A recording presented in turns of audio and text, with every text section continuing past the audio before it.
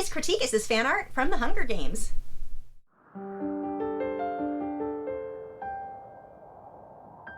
Hi, I'm Lisa, the artist behind Lachri Fine Art. It is Tuesday, so I'm here to critique one of your original paintings or drawings.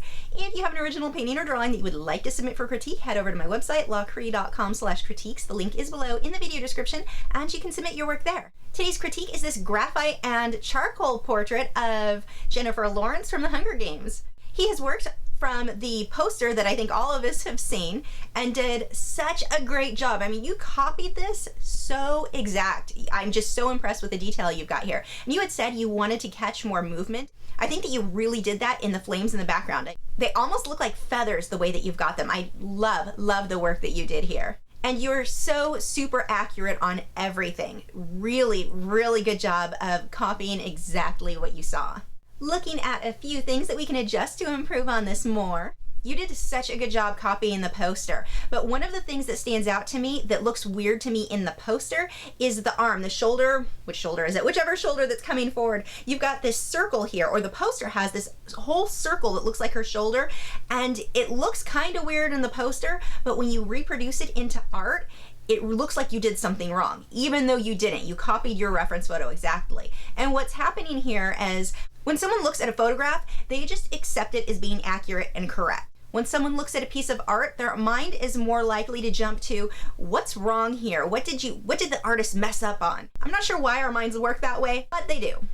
So you've got to ask yourself, when you're looking for a piece of art to reproduce, especially if it's a portrait for a client, will this reproduce well into art? Because what makes for a great photo does not always look great in a painting or drawing. Because in a case like this, where her shoulder's this big rounded mass, part of that is from the Photoshop that they did. They cropped it really weird, and part is just because of the way that her clothing is. This would be a case where if I was doing a portrait for a client, for example, I would want to reposition that shoulder or adjust the shading there so it's not this round mass. Again, that's how it is in the photograph, but as an artist, you have to look at what might be correct in the photograph looks wrong when reproduced into art.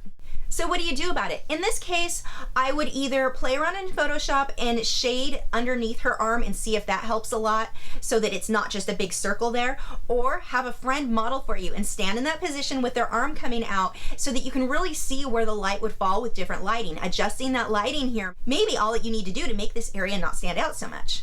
And again, just the Photoshop was very weird on this piece because they cut off part of her back, and so it really, that circle white area really stands out a lot there. But you did copy it exact, and this is such a good example of your technical skills as an artist and being able to copy everything so well. You did such a good job. Now, you had also asked if I felt you were ready to start selling your work. Absolutely, your work is amazing, but don't sell this one. You can't legally sell fan art. People do it all the time, but if you list this on your website or you list it on eBay, it's gonna get flagged and it's gonna get removed from eBay for sure. But if you're selling this or selling prints on your website or any other site, you're opening yourself up for possible lawsuits. I know that this company is pretty good about encouraging fan art, but again, you don't have the rights to sell it. I have a video, and I'll put a link in the video description and a little card so you guys can see, that talks about copyright and things that you need to know when you are doing fan art, or what you can legally sell or not sell or reproduce, all that fun stuff. But skill-wise, you're absolutely ready to be selling your work. I would strongly recommend doing portraits for other people where you're working off of their work or photographs that you took of them. And that's all I have for today. If you're new to my channel, I have new video critiques every Tuesday where I'm critiquing your original paintings or drawings, my own speed paintings, drawings, and tutorials every Wednesday, social media tips for artists each Thursday, and artist vlogs every weekend. So if you haven't already, I would love for you to subscribe so you don't miss out on anything. You can follow me on Facebook, Twitter, Instagram, Tumblr, Google+. All those social media sites links are below in the video description where you can keep up with news, my newest work, and see real-time clips of whatever it is I'm currently working on. I'll see you guys tomorrow.